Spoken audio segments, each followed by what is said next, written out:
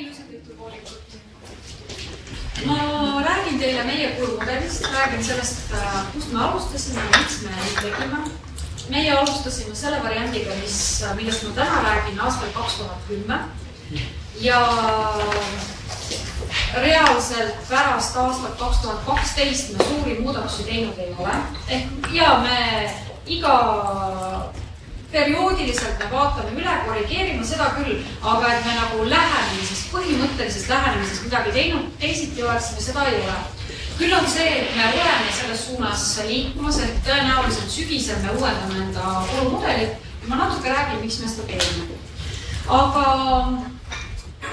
alustaks siis sellest, et meie kulumudel algas meie ärist, ehk siis sellest poolest, millised on meie ettevõtte eesmärgid, kuna me oleme äriühimised, meie ettevõtte eesmärk on üks suuremaid eesmärke on kasumi tootmine, teine suuremaid eesmärke on loomulikult siis, kuna me kuulume riigile, siis tagada ühendatavus. Aga kulumudel eelkõige siis räägib meile sellest, mis puudutab meie kulusid ja tulusid. Ja miks me 2010 alustasime, või miks me siis, meil oli ka varem tegevuspõhine kulumudel, me 2010 korrigeerisime. Ja korrigeerisime sellest tulenevalt oma lähenemisi, et meil sellel hetkel kehtiv kulumudel andis meile liiga vähe informatsiooni.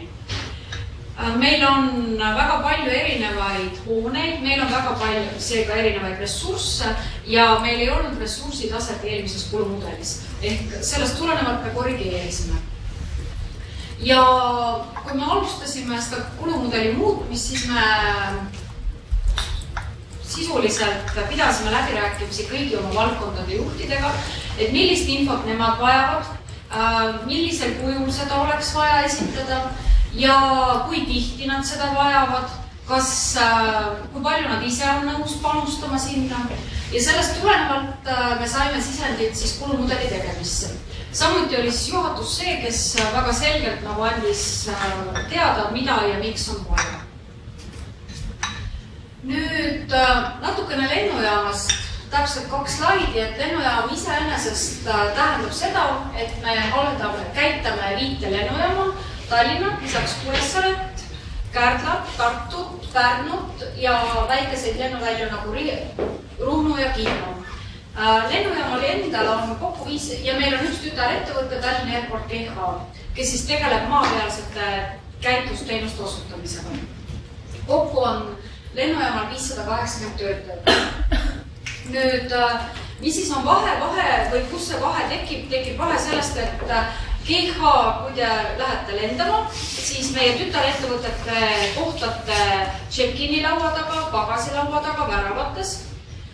Ehk nad teenindavad teid. Ja lennujaam ise on siis igal pool mujal. Lennujaam omab reisiterminali, korraldab reisiterminalis kaubanduse ja toitlustuse teostamist, ehk ise me seda ei tee, aga me siis otsime endale partnerid. Me loome kogu selle teenuse kontseptsiooni ja teenuse siis teekonna. Ja samuti siis me osutame selliseid teenuseid, nagu on erivajadustega reisijate teenindamine, siis lisaks sellele kogu see kinnisvara haldushooldus on meie käes, kogu raja haldushooldus on meie käes. Kuid ma läheksin nüüd sinna siis sellesse sektorisse, et lennujaam ise enda territooriumil tegelikult omab 89 ettevõtet ja circa 2000 töötajat. Ja lennujaama territooriumil siis on lisaks lennujaamale ja meie tütarettevõttele on veel õhusõidukite hooldus- ja teenindusettevõtted, on lennuliiklusteenindus, on toll, piir, politsei, on julgestusteenust osutav G4S, on erinevad kaubalaod ja siis kaubandus ja toitlustus. Ja meie kulumudel tegelikult ei pea vastama sellele, mida need ettevõtted küsivad, vaid ta ikkagi vastab sellele, mis meie küsime.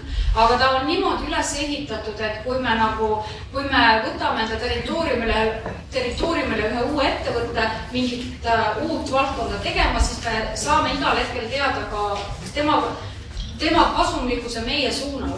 ehk et kui palju ta konkreetselt meile kui selle territooriumi omanikule raha sisse toob.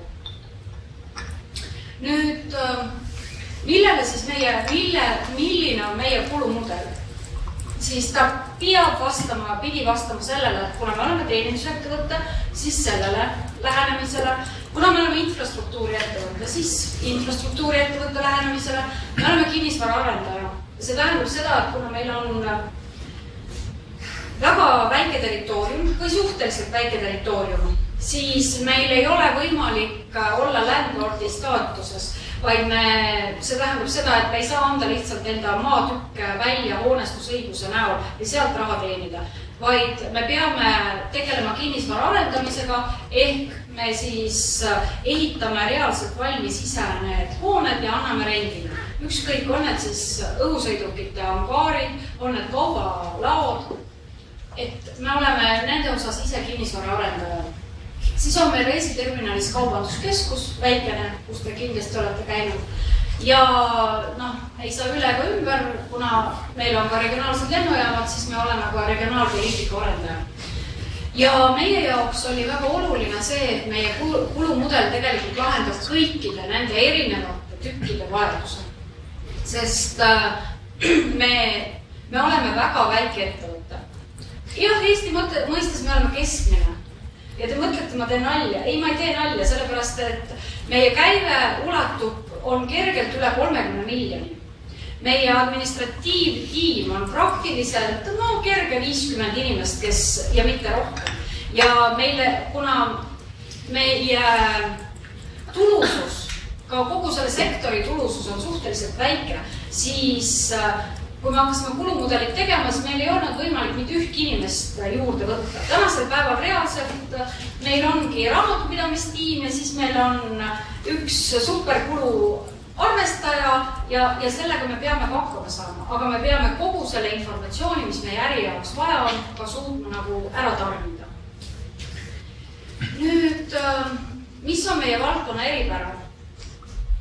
Ja meie valdkonna eripära on see, et me oleme ülimalt reguleeritud, reglementeeritud, kontrollitud.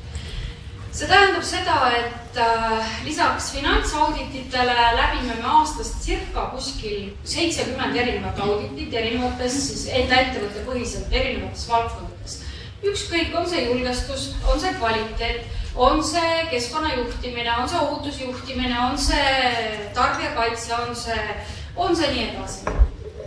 Ehk mis iganes küsimusi, need samad erinevad auditid küsivad, ka nendele me peame suutma vastata ja tihti need auditid ei ole ainult tegevuspõhised, vaid nad on ka kulupõhised. Ehk et näiteks, mis puudutab tarbijakaitse valdkonda, siis meil on erivajadustega reisijate teenindamine. Direktiivi alusel on väga selgelt kirjutatud, kui tihti me neid kulusid peame järgima, mismoodi me peame avalikkust neid teavitama ja nii edasi. Et järelikult meie kulumudel pidi ka sellised olukorrad ära lahendama.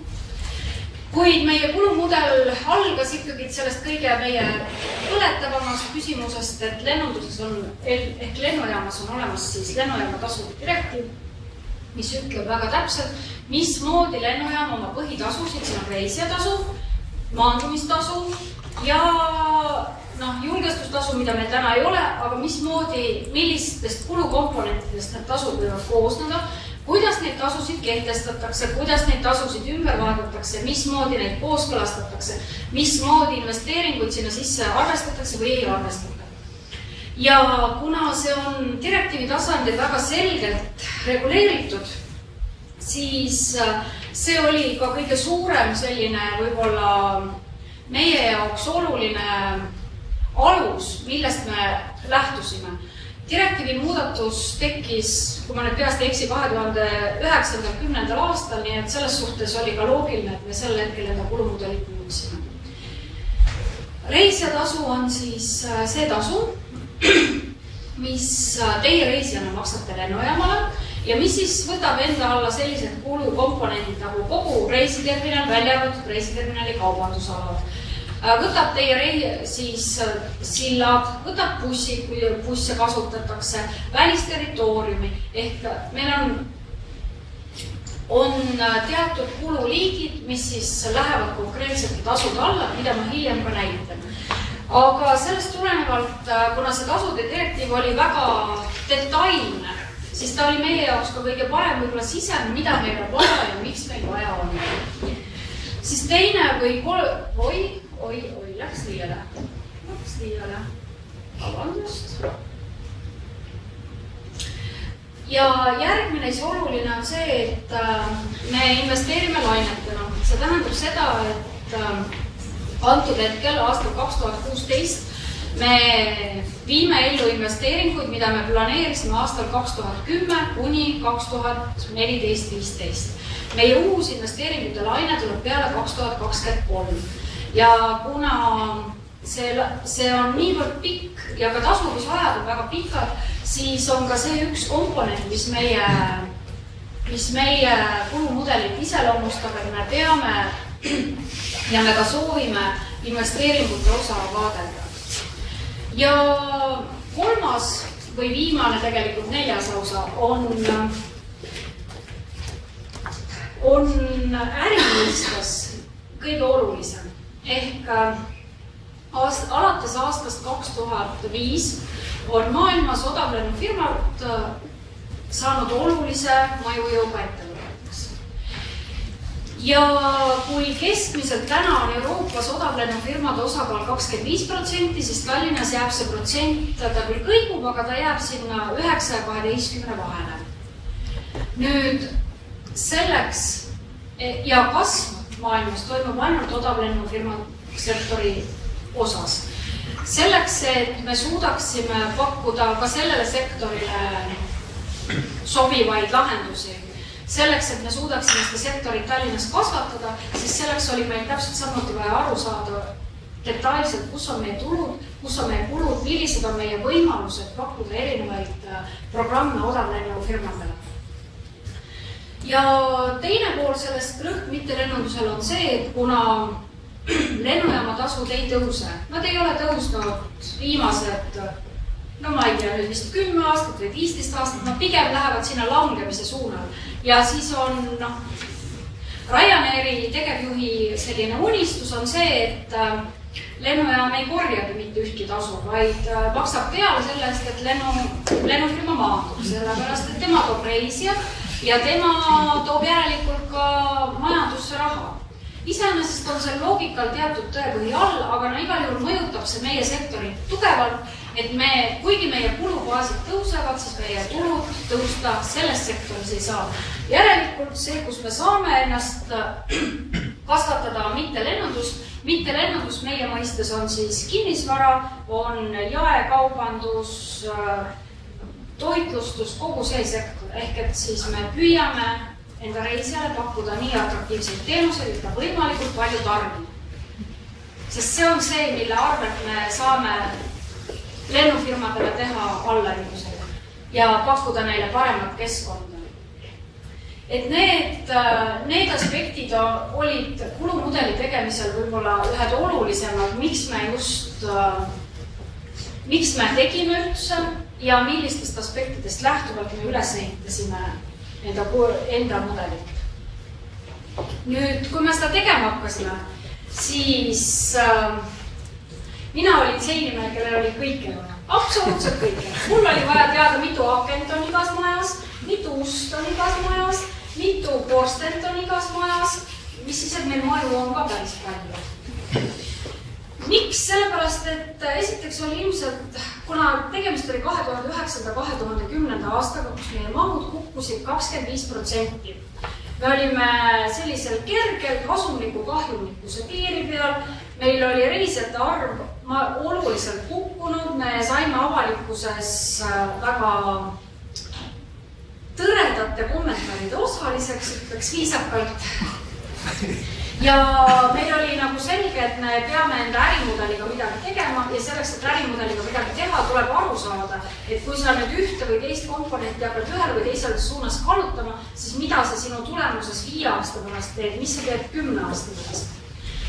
Ja selle olulise versus ja sellepärast mul oligi ilmselt sellel hetkel oli iga aken ja uks arvel, sellepärast meil lihtsalt ei olnud raha. kui ma nüüd niimoodi, kuna mina olin see, kes kõike väga palju tahtis, siis õnneks oli ka meie meeskonnas terve mõistusega inimesi, kes mitu korda küsisid ja siis me istusimegi lõpuks maha ja leppisime kokku, milline on see olulisuse ja ebaolulisuse tase ja kust me need aknad siis saame, kui ma väga neid aknaid ikka lugeda tahan. Sain aru, et kui ma neid kord aastas loen, siis me suudame need Excelis ka kokku lugeda. Aga see on minu jaoks üks olulisemaid teemasid, et oluline ei ole see, mida mina räägin ja oluline ei ole see, mida ka eelnevalt Omniva rääkis. Oluline on see, mis teie äris on oluline. Ja see tasand, mis on teie äris oluline. Et võib-olla teie jaoks on seda, mida te hiljem siit näete liiga vähe. Absoluutselt aru saada. Või on liiga palju, aga te ise teete oma valikud lähtuvalt sellest, et mis siis on oluline, mis ei ole oluline, mis on ebaoluline.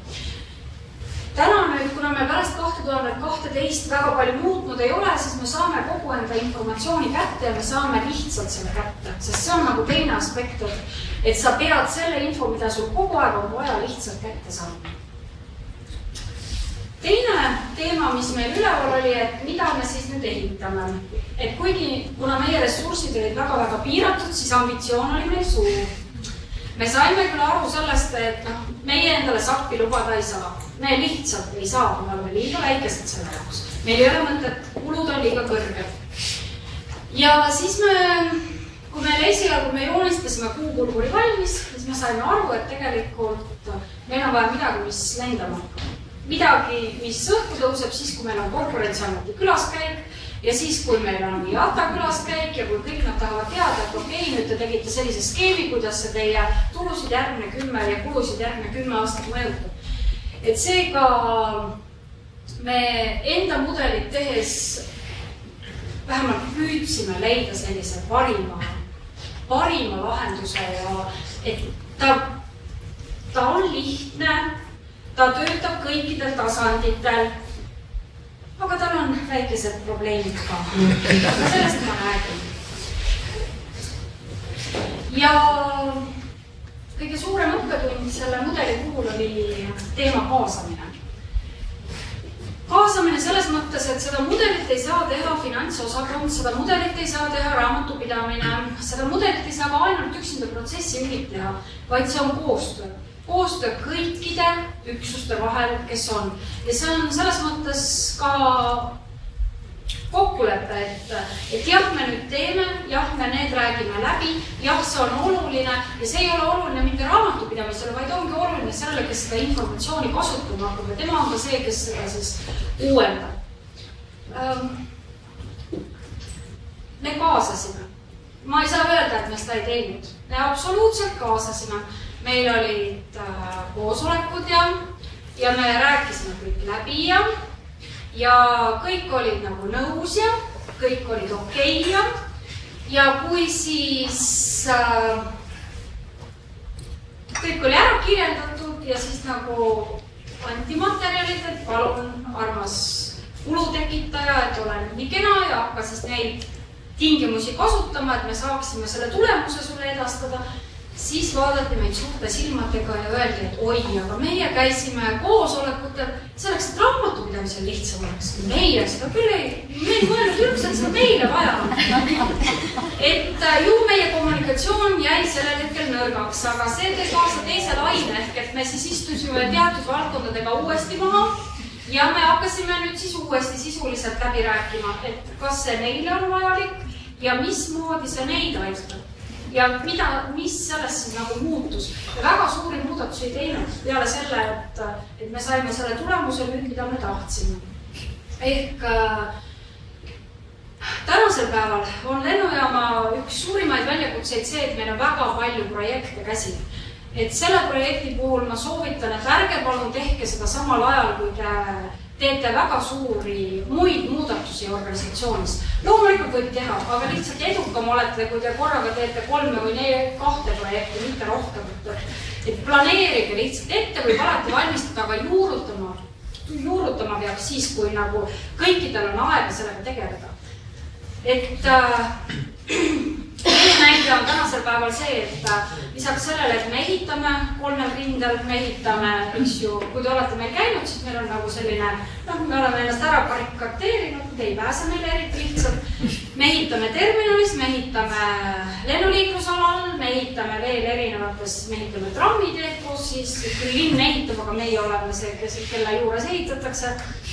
Ja lisaks sellele me muudame enda protsessijuhtimist tänasel päeval, me muudame veel teatud enda protseduure ja seda on liiga palju. Ehk et tänaseks me oleme osa projekte lihtsalt siis edasi postpooninud, sest me ei jõua. Me ei jõua inimesed vastu võtta, ei jõua korralikku sisendit anda, et sellega tuleb ka sellel kaasamisel arvestada, et need tähtajad peavad olema reaalsed ja loogilised. Teeme kõik head, mis teha on. Ja siis rollid ja vastutus, et see tuleb ka kokku leppida, et kes siis midagi peab tegema, kellelt midagi oodatakse ja kes ja mil moel saab ja peaks nagu panustama. Et see on ka hästi oluline. Aga see läks meil kuidagi, kui me olime ära kaasanud, siis läks kuidagi lihtsamalt. Nüüd ma näitan teile meie kulumudeli siis algust, et see on lennujaam kui linn. Me oleme ambitsioonikad. Kui ma kedagi selle linna nimega praegu solvan, siis ma palun vabandust, aga lihtsalt ka kõige paremini räägib sellest, kes me oleme. Et meil on, see on reisiterminal siin ees. Siis meil on, ja see on kõik see, kus reisijateenindus, nii protsess kui ka reisijateeninduse temaatikad kulgevad. Siis on rada, rajaga on seotud päästeteenistus, ruleerimisteed, hooldeteenistus, perroonialad, tanklad, lennuliiklus, teenindus, natukene politseid, üldlennundusalad, ankaarid, kaubaterminalid, MRO-d. Ja vastavalt meie direktiivile on siis väga selgelt see meil ette öeldud, et jah, me võime reisijateenindusest ja siis, või reisijatasust ja maandumistasust, me võime neid komponente omavahel katta. Ja me võime katta neid tasusid ka meie siis kommertstegevusest, aga me ei tohi lennujaama tasudest katta äritegevust. See on see meie kõige suurem patt, mille vastu me eksida ei tohi. Ehk et me peame näitama seda ja peame ka reaalselt olema siis enda äritegevusest kasumlikud ja me võime selle arvelt siis katta nii seda, mis on maandumisteenus, kui ka seda, mis on reisijateenus. Aga sisuliselt, kui te nüüd siit näete, siis kõik need pisikesed on meil hooned. Lisaks siis on meil hulga rajatisi ja kõik need on meil ka eraldi kirjeldatud, sellepärast, et meie müügiosakond, kes tegeleb pindade väljarentimisega, tema jaoks on oluline iga selle kaubaterminali kasumlikkus. Oluline on ka iga angaari kasumlikkus, oluline on ka iga partneri kasumlikkus ja seda me peame seda informatsiooni, me peame suutma neile anda. Meie kokkuleppe algusest peale oli see, et meie mudel peab võtma nii planeerimise kui tegeliku, ehk et mõlemad osad. Nii selle, et sa planeerid selle, kui ka sa reaalselt hindad, kas see toimus või ei toimunud. Ta peab olema siis nii, ta peab tooma meile nii tulud-kulud kui ka rahavood, ehk meie teatud projektide puhul on rahavood sama olulised kui tulud-kulud, ta peab katma investeeringud ja ta peab katma siis direktiivist tulenevalt teenuse hinnastamise. Ja üks mudel peaks olema kõikeste katma, et me ei tahtnud ei 2 ega 3 mudelit, kuna me lihtsalt ei jõua neid ülalpidada. Nüüd reaalselt tänane meie mudel hõlmabki kõike seda ja ma arvan, et me oleme suhteliselt rahul. See, mida siin ei ole ja kuhu me nüüd siis veel liigume, siin ei ole tänasel päeval protsesse. Ehk jah, meie kaks põhiprotsessi, üks on siis lennujaama protsess ja lennuvälja protsess ja teine on reisijateenindusprotsess, siis need on meil tegelikult sellesama reisijatasu ja maandumistasuga üks-ühele praktiliselt kaetud. Aga kuna me nüüd hakkame neid protsesse natukene detailsemalt veel rohkem lahti võtma, siis tõenäoliselt siia tekib ka see protsessi vaade juurde põhjalikuma ja juhitavama. Täna on ta võib-olla selline, jah, me teame, me suudame selle välja võtta, aga ta ei ole nagu juhitud konkreetselt siis protsessi omanike ja juhtide kaudu. Nii. Ja mis meil siis on? Kogu see eelnev, mida te siis nägite, nii planeerimine kui tegelik, tähendab meil seda, et meil on 47 osakonda. Meil on 150 kulukontot. Meil on 222 ressurssi ja meil on 100 tulukontot. See osa on kõik see, mis on raamatupidamise tasandil ja see osa on see, mis on konkreetselt iga selle, need kulud, ressursid, tulukontot, iga osakonna juurde kasutada ja juurde kirjeldada. Loomulikult on meil lihtsuse mõistes, kui mina olen osakonna juht ja ma kasutangi ainult 5 tulukontot, 2 kulukontot ja 10 ressurssi, siis mina enda valikutes näen ainult neid. Aga põhimõtteliselt nagu ettevõtte tasandil kokku on kogu see osa. Ja seda kirjeldatakse iga päev, ehk siia pannakse siis nii ka rahavoo tüübid külge, mida on vaja, ehk et meie puhul, kuna me oleme riigi raamatupidamise kohuslane, siis nurkapidi, mitte otseselt, vaid me peame andma aruande, siis sisuliselt kogu see mudel katab ka selle vajaduse, mis tuleneb riigi raamatupidamisest, mis siis on eelkõige rahavookoodid siiamaani. Ja raamatupidamine ise loomulikult tegeleb ka kõige selle. Aga põhimõtteliselt, kui mina olen ikkagi see, kes on konkreetse kuluteostaja ja vastutav isik, siis mina olen see, kes kogu selle sinna külge paneb. Ehk et meil on digitaalne arvete kinnitamine ja selles protsessis ma tegelikult ka annan teada, et kulu on sellele valdkonnale, selle ressursi pealt ja nii edasi. Et ma panen kõik selle sinna kirja ja lähtuvalt nüüd sellest, et kas ma olen lihtsalt sisemise teenuse osutaja, kuna meil on seda taset seal seespool ka väga palju, siis konkreetselt kulutellija ikkagi või selle teenuse tellija kinnitab selle ära. Ehk mina kui teenuse teostaja märgin need ära ja teenuse tellija kinnitab ära, et ma olen sellega rahul. Ja siis see teine pool on nüüd kulumudelis. Me kasutame väga lihtsalt kulumudelit, mis on SQL-i baasil ehitatud ja seal on siis omakorda veel 74 teenust, on 122 tegevust ja 13 kulukäiturit, mis siis tähendab tegelikult seda, et need samad ressursid on teistpidi jagatud ka teenuste vahele, teenused jagunevad tegevusteks ja lähtuvalt siis sellest, millise teenusega ja tegevusega on tegemist, me jagame need ära kulukäiturite baasil. Nüüd seda tegevust me tänasel päeval ei tee rohkem kui seda ülevaatust nende tegevuste, teenuste ja kulukäiturite ülevaatust ei tee me tihedamalt kui kuskil 2 korda aastas.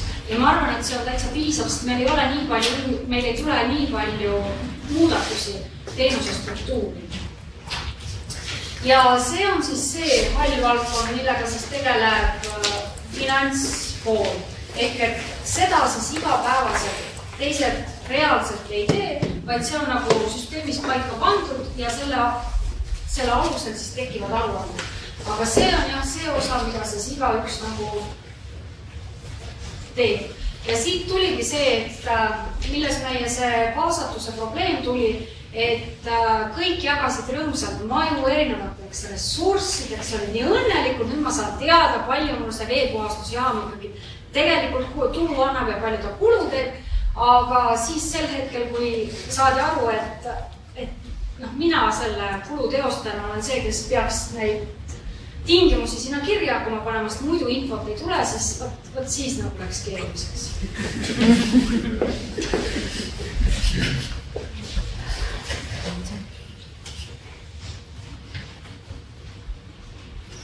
Ilmselt ma peaksin veel rääkima, tundub. Sellepärast, et ma arvan, et ma ei tea, kuhu ma peaksin vajutama, et kuidas kinni? Mis teil need kulukäiturid on? Mida te kasutate? Me kasutame väga erinevaid, ehk siis me kasutame konkreetselt meie eripära, me kasutame maandutud tonne, me kasutame reisijate ühikuid, me kasutame ruutmeetreid hoonete ja puhastatavate pindade puhul. Me kasutame ka tunde, ehk siis kui palju tunde seda teenust osutatakse. Me kasutame ka teatud tööaja näitajaid lähtuvalt sellest, et kuna meil üks inimene teeb väga erinevatele või võib teha väga erinevatele tegevustele tegelikult seda tööd, siis me jagame sellega nagu selle reaalse potentsiaalse tööaja järgi ära. Osakaalu järgi hinnanguliselt? Jah, hinnanguliselt. Ehk, aga need hinnangud on ka need, mida me tegelikult 2 korda aastas siis üle vaatame Kristini. Et see lähtub ikkagi sellest, et millise teenuse ja millise tegevusega on tegemist, et meil ei ole väga keerulisi matemaatilisi valemeid, vaid meil on ikkagi suhteliselt lihtne süsteem ja loogiline. Ehk et ta peab olema arusaadav ka sellele samale teenuse eest vastutavale isikule, et ta saab aru, miks tema teenus olla ühte või teist või kolmandat kulu on nagu pandud. Peaks töötama vaata. Aga see küll nüüd natukene väike, aga hakkab siis peale sellest, et seesama andmete registreerimine on kontod, me kasutame IFRS-i ehk IFRS-il põhjal kajastamine, finantsaruandlus, mis siis jookseb välja raamatupidamise aruanded, kus tuleb nii kasumiaruanne, bilanss kui rahavool. Ja teine siis sealt edasi läheb kulude jaotamine tegevustele ja tegevuspõhine aruandlus ja sealt siis edasi veel tegevuskulude jaotamine kuluobjektidele. Ja kui siit vahetasandit me saame nagu tegevuste põhise aruande, siis see lõplik aruanne on ikkagi nagu on protsessi tasandil juba ehk maandumistasu, reisijatasu ja kinnisvara pool. Et selles suhtes ta on väga lihtne ja mahub ära ühele lehele, see on positiivne. Kui me alustasime selle loomist, siis mida me tegime, me täpsustasime ära teenuste ja klientide struktuuri, kulude jaotuse, kasumlikkuse mõõtmise tasemete kokkuleppimise, määratlesime ära selle mudeli, siis me kirjeldasime ressursse, et seesama 222 ressurssi, et millised on need, mida me soovime vaadelda ja mida me vajame. Et üks on see, et mille puhul me tahtsime näha konkreetselt selle ressursi kasumi aruannet, aga teine, mida me vajasime selleks, et sama reisija ja maandumisteenuse omahinda kätte saada. Tuvastasime need ressursside kulud, leidsime käiturid, mis olid kõige loogilisemad meie jaoks. Koostasime kulumudeli, testisime, esitlesime tulemusi, dokumenteerisime, kasutame ja tänasel päeval tegelikult oleme siis minemas uuele etapile või järgmisele etapile. Et millest tuleb aru saada on see, et lõppu sellel teel ei ole. On ainult teekond, millest tuleb rõõmu tunda, sellepärast, et see teekond võimaldab teha parimaid juhtimisotsuseid, ehk et see toetab ja ainult juhtimisotsuseid. See on lõputu tee, see tähendab seda, et kui te nägite, et meil on 47 osakonda, siis neid inimesi, kes annavad enda panuse selle kirjeldamisesse, on tegelikult praktiliselt 80, mis tähendab seda, et iga selle valdkonna finantstulemuse ülevaatamisel me tegelikult vaatleme ka seda ju, et kas see tulemus on ikkagi korrektne.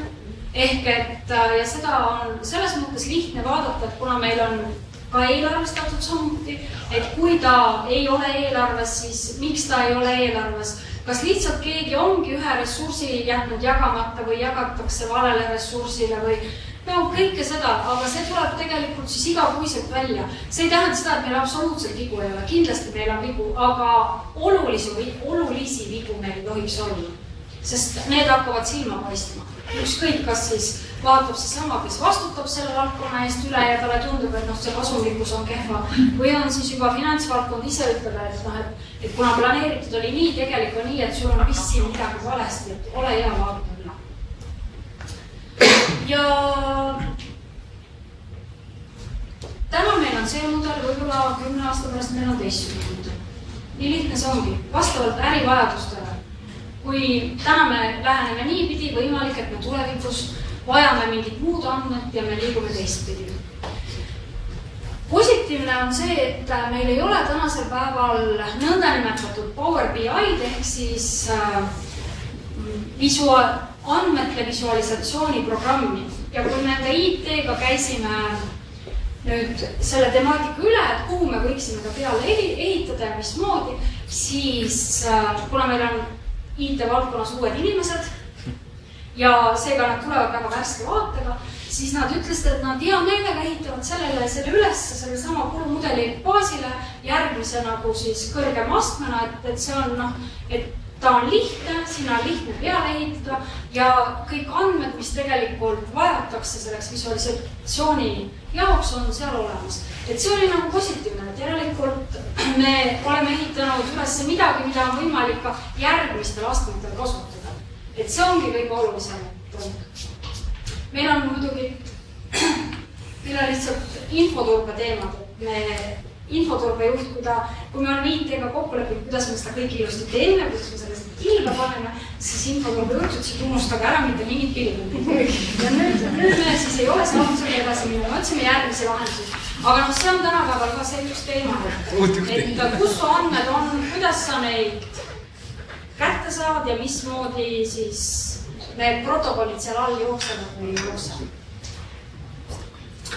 Aga mina olen hea meelega nõus küsimustele vastama, ma vist läbisin liiga kiiresti teekonna, aga jaa.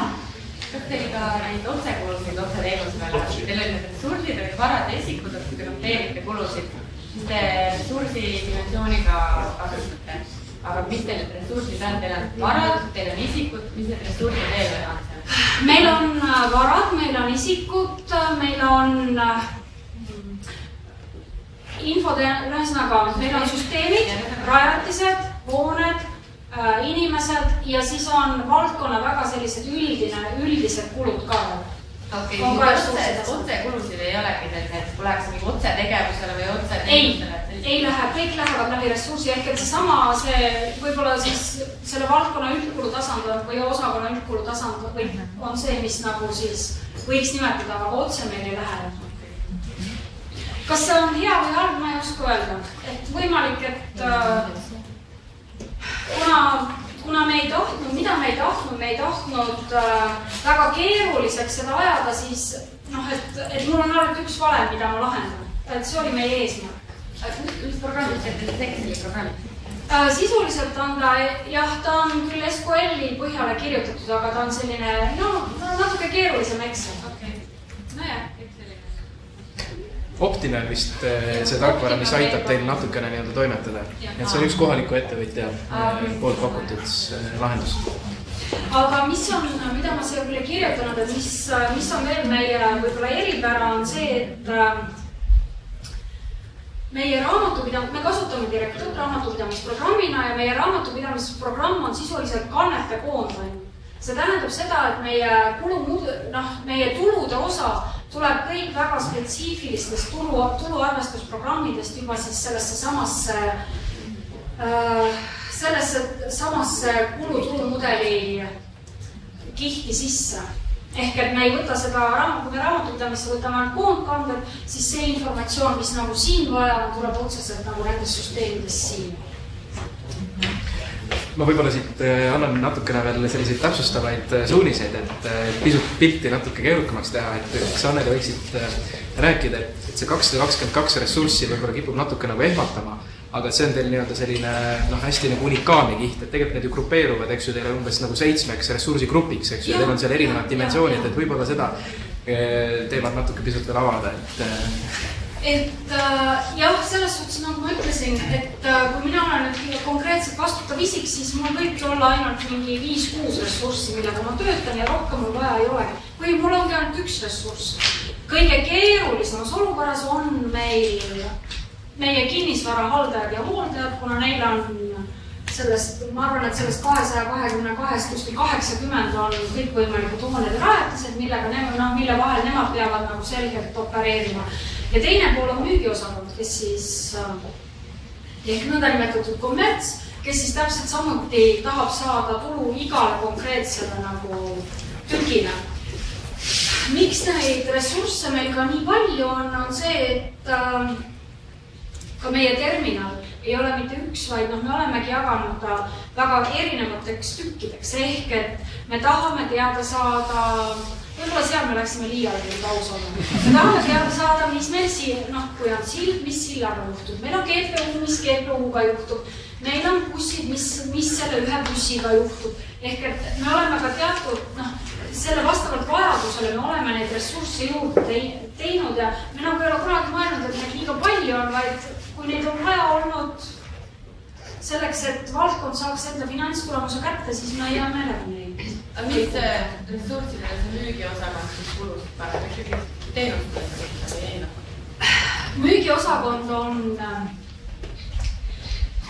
Müügiosakond osutab teenuseid, aga ta on ka selle sama teenuse omanik. See tähendab seda, et kui tal on toitlustusteenuse osutaja partner, siis me teeme ka selle toitlustusteenuse osutaja vastu teatud kulusid. Me teeme talle me müüme talle, seal on kahtepidi, ühelt poolt jah, me müüme elektrit, me müüme kütut, me müüme koristust, mis on tulude poolel, aga teistpidi see reaalne kulu, mis siis nagu me vastu või mis me siis teeme, pannakse ka konkreetselt selle ressursi peal, jagatakse laiali, jaotatakse laiali. Siis ta on ikkagi otse selle tulu vastu, otse kulu selle teenusele. Jah, aga ta on läbi selle ressursi. Ja võtsengi sellest ressursist koosnevad sellele varadega seotud ikkagi nende teenustega otse ja siis töötajad on teil isikupõhiselt või mingid grupid, töötajad grupid? Töötajad on meil grupipõhiselt ja seda me ilmselt natukene peame muutma, et ta küll tänasel päeval vastab kõigele sellele, mis me siin vajame, aga ta ei vasta teatud tööjõu aruandlusele, mida meie ettevõte või meie omanik meilt ootab ja me ei tahaks nagu 3 erinevat kihti aruandeid teha. Et seda me täiendame. Kuidas te üldkulusid jagate?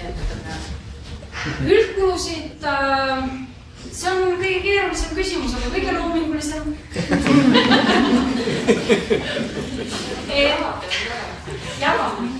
Me jagame sellepärast, et sellel on mitu põhjust. Kõigepealt on see, et me saame riigilt sihtotstarbelist finantseeringut julgestus- ja päästekulude katteks. Ja me saame ka regionaalsete lennujaamade tegevuskulude katteks. Ja sinna, nendes aruannetes me peame suutma näidata ja näitamegi tegelikult siis kõiki kulukihte, ka seal hulgas üldkulusid ära jaotatuna. Nüüd lisaks sellele, kuna me oleme kontsern, siis meil on tütarettevõte ja meil on väga palju tsentraalseid teenuseid. See tähendab seda, et meil on üks raamatupidamine, mis teeb ka tütarettevõttel raamatupidamist, meil on üks personal, meil on üks kvaliteet ja nii edasi. Ja ka need kulud me tegelikult jaotame siis ära nii enda kui tütre vahel.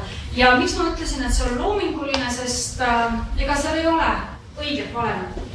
me teatud kulude puhul me võtame aluseks käibe, kui meile tundub, et see meie tegevus, sõna otseses mõttes meile tundub, et see aeg, mis me panustame ja see käibe proportsioon on omavahel tasakaalus.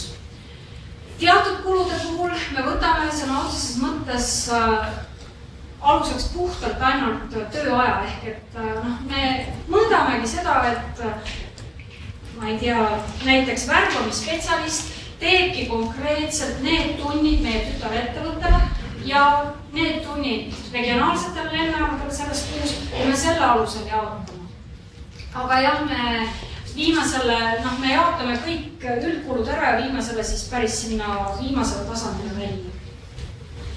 Et seda nõuab ka seesama tasude direktiiv, et ka selles osas me peame seda tegema. Ja kui siis lihtsalt üks näide, et meie valdkonnas on, kui meil on väga reglementeeritud lennujaama tasud, siis meil on seadusandlikul Euroopa tasandil jäetud üks selline hallala, mida kõik lennujaamad mõnuga kasutavad. See on nõndanimetatud turundustoetused ehk incentive programmid, mis on võimalik vedajale tekitada. Ja selle puhul on see, et iga incentive programmi tegemisel, mis me teeme, me peame tegelikult ära hindama ka selle, kas iga ettevõte, iga normaalne äriettevõte käitub samamoodi. Ja ka sellisel hindamisel me tegelikult siis kasutame väga palju seda sama neid andmeid ja seda loogikat, et hinnata ja saada aru, et kas me tohiks seda teha või me ei tohiks seda teha. Ehk et ta jookseb meie jaoks nagu väga erinevates otsustustes või protsessides tegelikult läbi. Küsimus selle kulukäikurite kohta, et vastupidi ressurssidele olete nende kulukäikuritega hästi kokkuhoidlikud olnud. Et kas samas, kui teil on hästi palju erinevaid kinnisvara ja te ütlesite, et teil on kulukäikuris nüüd suur meeter, siis ilmselt hangaari ja kaubanduspinna ja kontoripinna ruutmeetri nii-öelda kulu on väga erinev. Ma täiendan, seal on ka, lisaks ruutmeetrile on veel kuupmeeter. Et see sõltub, et me oleme püüdnud neid kulukäitureid ikkagi leida lähtuvalt sellest, mis nagu kõige paremini kirjeldab ära seda olukorda, mitte... Ja ausõna, ma tegelikult lugesin need lihtsalt kokku presentatsiooniks, ma ei ole mitte kunagi varem neid lugenud ja me ei tee niimoodi, et nüüd on 13 ja kõik, sellega on uus kinni või 222 ja rohkem ei anna. Aga küll on see, mida me teeme, et kui me ikkagi näeme seda, et aasta jooksul ühte ressurssi ei ole kasutatud, siis me tekitame küsimuse, et kas meil seda vaja ei lähe või me ei suuda jagada või kas seda, et mis eesmärgid me kunagi selle tekitasime ja miks see nii läinud on, et me teda täna reaalselt ei kasuta, sest kulusid me tõenäoliselt ikkagi teda teeme. Ja siis me oleme ka osa ressursse sulgenud või vastupidi, me oleme teistpidi neid või juurde teinud. Et kui on huvi, ma võin need kulukäiturid üles lugeda, ma ei tulnud selle peale lihtsalt nimeliselt, et mis meil seal on ja Tarmole ka saata, et kes tahab, saab tema käest küsida. Me võime muidugi ka niimoodi teha, et kuna me niikuinii Sotsiaalministeeriumi valitsemisalas, eks me õige pea räägime nendest jätkutegevustest, et me oleme teie kulumudelite juures nii-öelda lisaavarandustegevuse juures, et selles mõttes meil on need teadmised ka kenasti nagu olemas ja see on jällegi kaasuse põhine, et jällegi sõltub paljuski nagu sellest jälle teie asutuse iseloomust, et seda õiget kulukäiturit välja valida, et see aja selle muutub, nii nagu ka ilmselt lennujaama puhul on, et ajas muutub. Aga võib-olla Anneli, et seda rääkida, et teil on ressursid ja tegevused ka kõik ennast nagu kodeeritud, et kulukontod on jällegi kontod, et kontodel on omad koodid, et kuidas need sündisid ja mis nii-öelda loogikad seal on, et saavad ju mingid Z-id ja X-id ja P-d teile juurde küll ja... Kopeeritud. Selles suhtes on väga lihtne, et kulukontode puhul on meil kasutusel need samad riigi raamatupidamise kulukontod. Seal on võib-olla ühes või kahes kohas on mingeid modifikatsioone kasutatud, aga iseenesest me kasutame seda sama, mis meile sobib. Nüüd jah, meil on erinevad tunnused, see tähendab seda, et kui ma nüüd teen mingit kulu, siis ma panen sinna kulukonto, mille ma valin, siis ma panen sinna ressursi, millel on täht Z ees, et kõik saaksid aru, et tegemist on ressursiga.